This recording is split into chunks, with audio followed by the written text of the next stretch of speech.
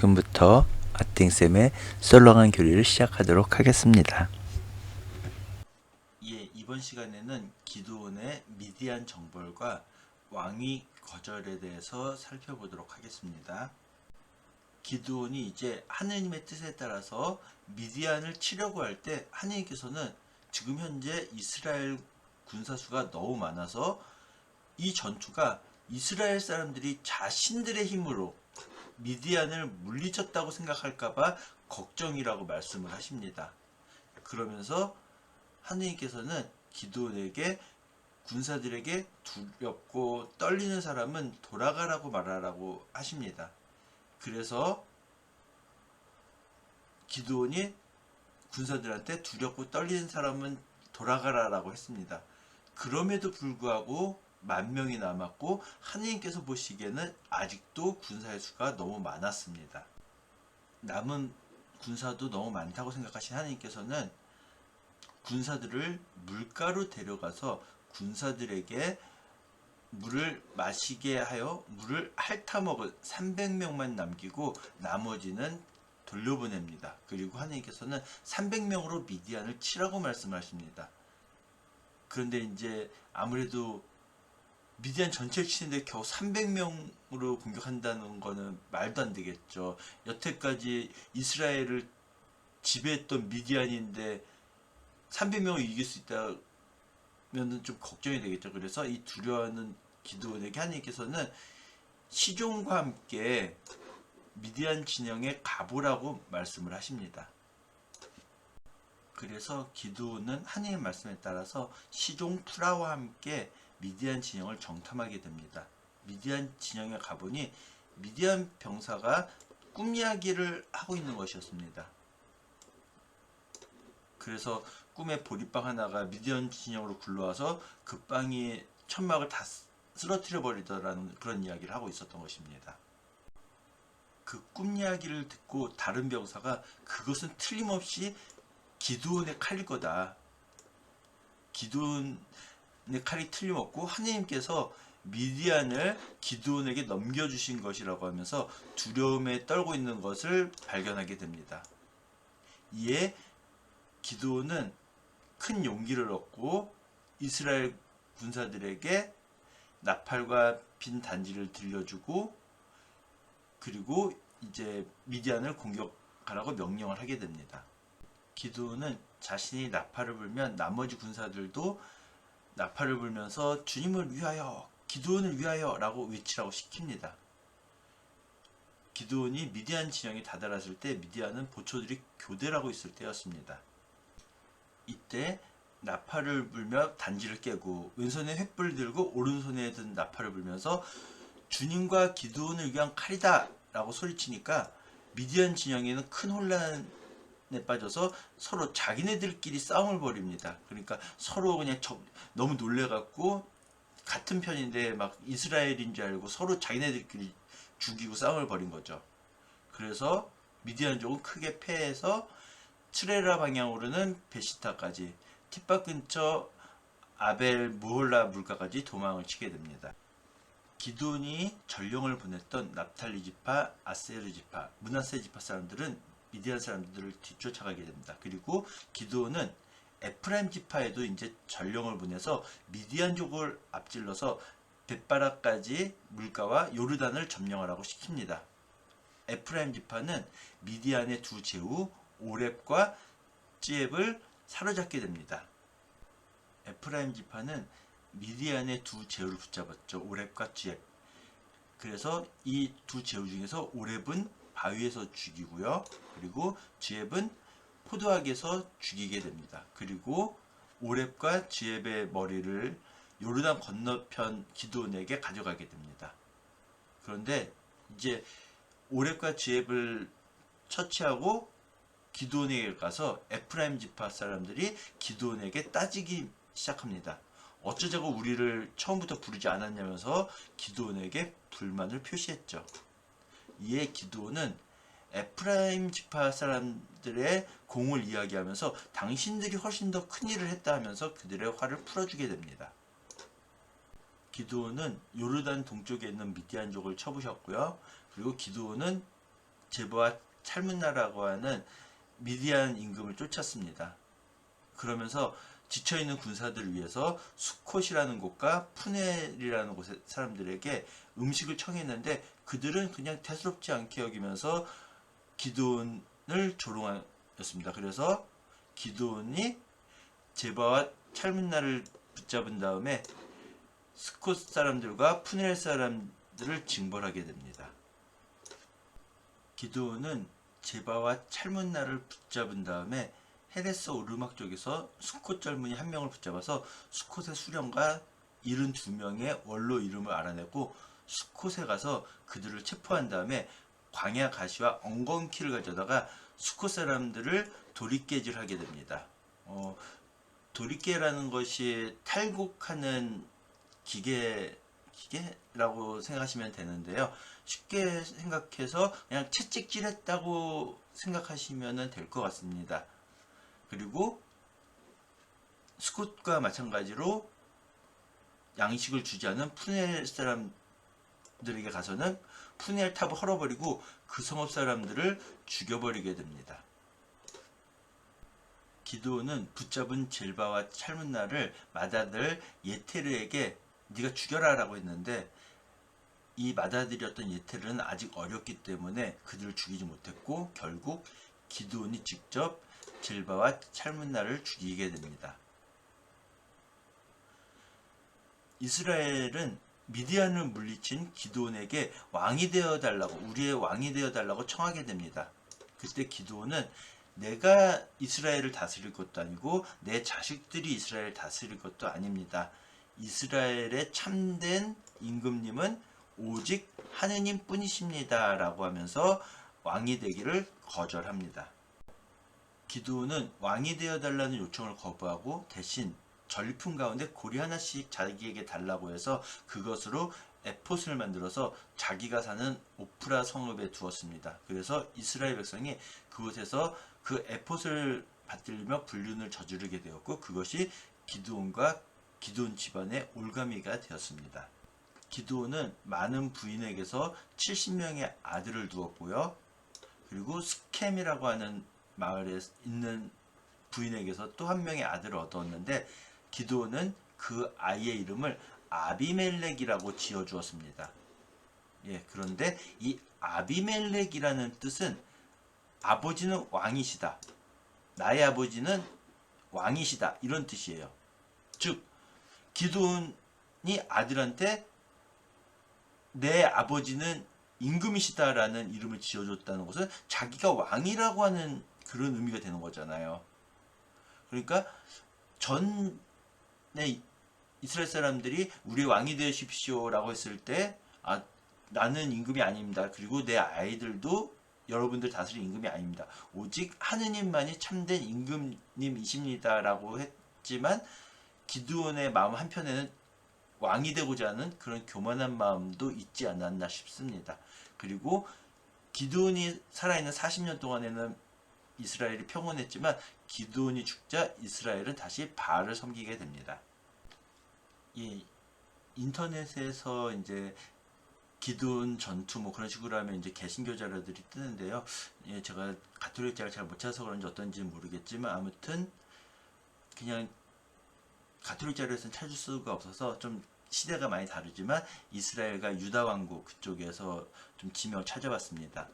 여기에 이즈레엘 평야가 있고요. 그리고 여기에 아벨 무홀라가 있고요. 그 다음에 여기 요르단강이 흐르고 있고요.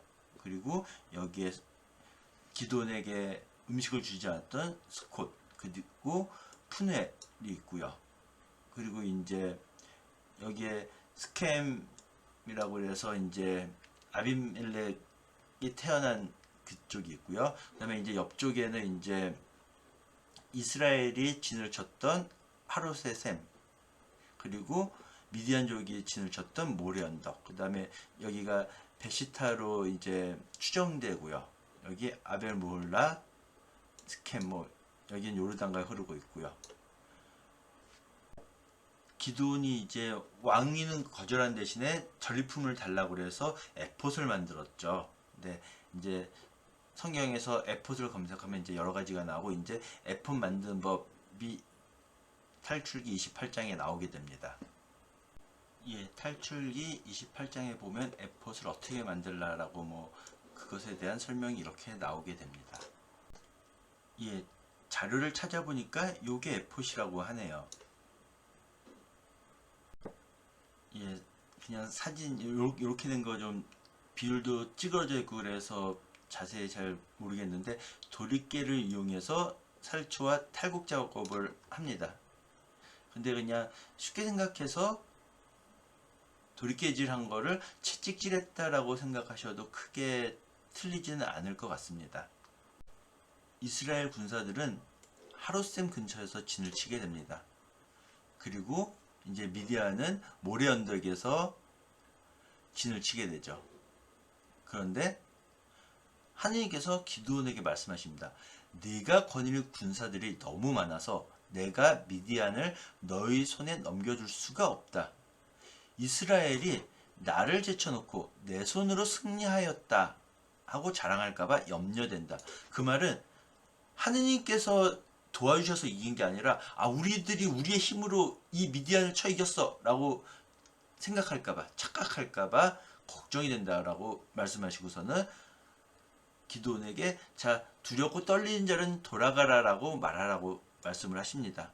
그래서 기드온이 두렵고 떨린 사람은 이제 가도 좋다라고 해서 22,000명이 돌아가고 10,000명이 남게 됩니다. 하지만 하느님께서는 이 10,000명도 여전히 너무 많다라고 생각을 하셨습니다. 그래서 이번에는 물가로 데려가서 물을 마시게 시키십니다. 그래서 물을 개가 핥듯이 물을 핥는 자를 따로 세우고 무릎을 꿇고 물을 마시는 사람도 따로 세우게 됩니다. 그래서 하느님께서는 물을 핥아먹은 300명만으로 이스라엘을 구원하고 미디안을 치시겠다라고 말씀을 하십니다. 그래서 기드온은 이 물을 개처럼 핥아 마신 300명만 남기고 나머지는 되돌려 보내게 됩니다. 그리고 하느님께서 말씀하시죠. 일어나 미디안 진영으로 쳐내려가라. 내가 너의 손에 넘겨주었다. 근데 너 지금 솔직히 말해서 무섭지? 자, 그렇게 무서우면 너의 시종 푸라와 함께 미디안 진영으로 가봐. 그래서 기드온은 자기 시종 푸라와 함께 미디안 진영으로 가게 됩니다. 그래서 미디안 진영에 갔더니 어떤 군사가 자기 꿈 얘기를 하고 있는 것입니다. 내가 꿈을 꿨는데 보리빵 하나가 우리 진영으로 굴러오지 않겠는가? 천막에 다다른 그 빵이 천막을 쓰러뜨려 버리더군 하고 말하니까 다른 병사가 야 그건 틀림없이 기드온의 칼이 틀림없어. 하느님께서 미디안과 이 모든 진영을 기드온의 손에 넘기신 것일세 하면서 서로 두려움에 떨고 있는 것을 발견하게 됩니다. 기드온은 이스라엘 사람들한테 내가 나팔 불면은 그대들도 나팔 불면서 주님을 위하여 기드온을 위하여 하고 소리치라고 이야기합니다. 그리고 기드온이 나팔을 불면서 소리를 치자 주님과 기드온을 위한 칼이다 하고 이스라엘 사람들이 소리를 치게 됩니다.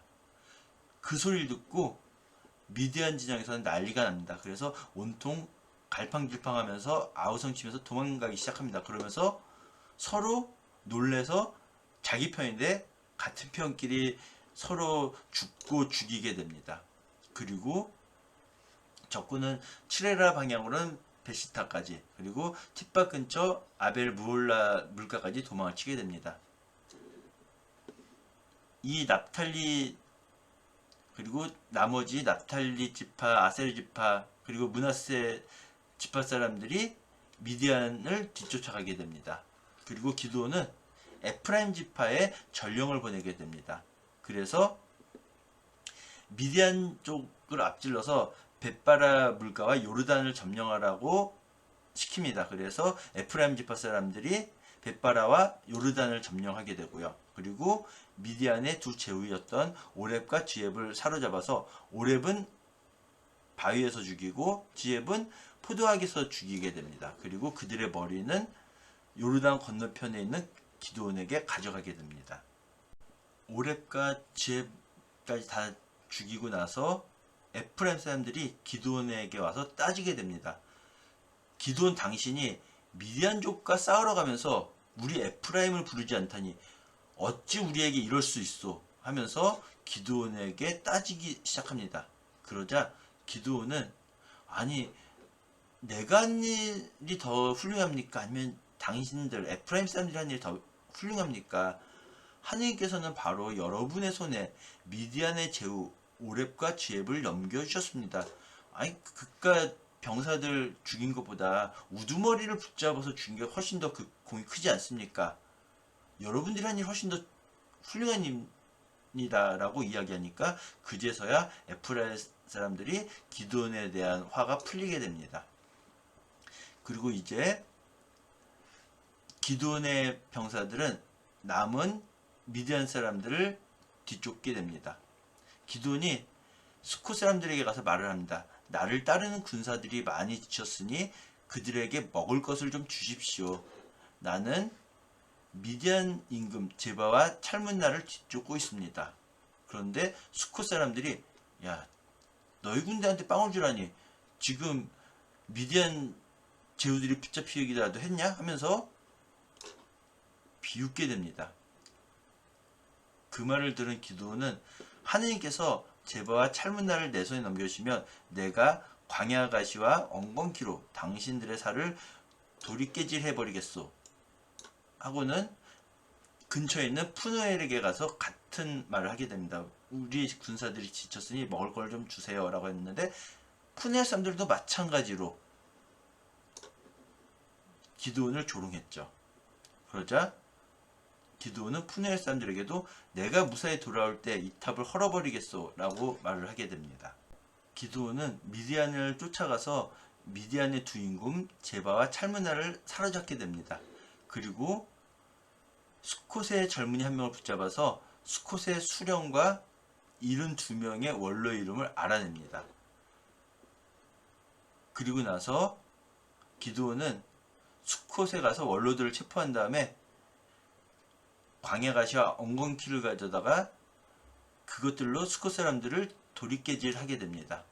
쉽게 말해서 그냥 채찍질했다라고 생각하시면 될 것 같아요. 그리고 푸누엘 사람들에게 말하는 대로 푸누엘의 탑을 헐어버리고 그 성읍의 사람들도 죽이게 됩니다. 그리고 기드온은 붙잡은 제바와 찰문나를 마다들에게 죽이라고 이야기합니다. 하지만 아직 어렸던 기드온의 아들 예테르는 그들을 죽이지 못하였습니다. 그래서 결국 기드온이 직접 제바와 찰문나를 죽이게 됩니다. 이스라엘 사람들이 기드온에게 청합니다. 당신이 우리를 미디안의 손에서 구원해 주셨으니 당신과 당신의 자손이 우리를 다스려 주십시오. 즉 우리의 임금이 되십시오 라고 이야기합니다.